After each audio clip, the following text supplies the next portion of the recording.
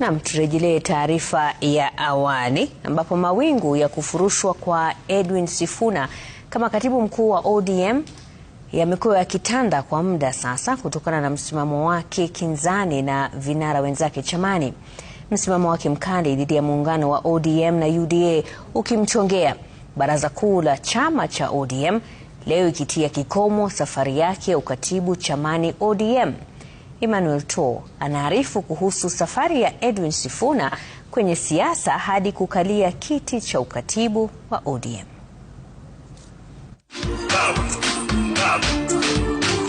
Edwin Watenya Sifuna aliyekuwa katibu mkuu wa chama cha ODM,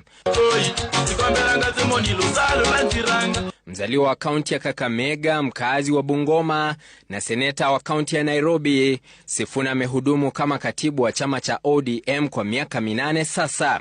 We are taking a position that has been vacant. Kabla ya kuteuliwa kwake rasmi kuwa katibu mkuu, Sifuna alivamia afisi za chama cha ODM na kukalia kiti cha katibu mkuu wa chama, akimpokonya hatamu katibu mkuu wa wakati huo wa Babu na Mwamba.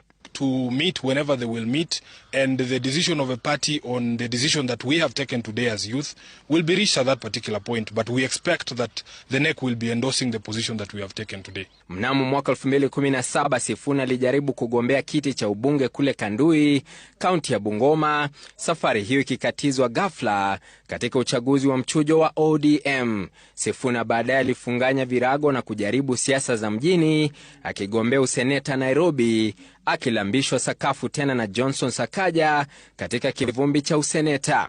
Hata hivyo, Sifuna alitawazwa kuwa katibu mkuu mwaka 2018, akibeba mikoba ya katibu mkuu hadi Jumatano tarehe 11 mwezi Februari mwaka 2026, wakati ambapo baraza kuu la chama cha ODM ilizima nyota yake.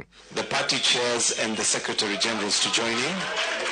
Hata hivyo, ndoa ya chama cha ODM na UDA iliyoadhimishwa mwezi Machi mwaka uliopita ilionekana kutia doa safari ya Sifuna chamani, akijitokeza waziwazi kupinga ushirikiano huo. Sifuna aliyehudhuria mkutano huo shingo upande kando ya bosi wake wakati huo, hayati Raila Odinga, akiwa mwiba kwa wenzake, haswa mawaziri waliovuka sakafu kula vinono vya baraza la mawaziri.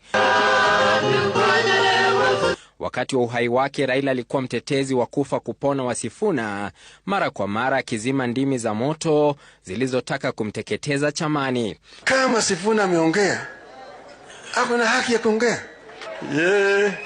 Ndio ni mauti za chama. Hata hivyo, baada ya kifo cha Odinga, Sifuna alibaki solemba, mahasidi wake wakimwandama kila kona. Japo ameondolewa, Sifuna ameonekana kuendelea kuwa roho juu, akiwaalika wafuasi wake katika mkutano wa hadhara eneo la Kitengela, Kajiado, Jumapili ijayo. Emmanuel To, runinga ya Citizen, Nairobi.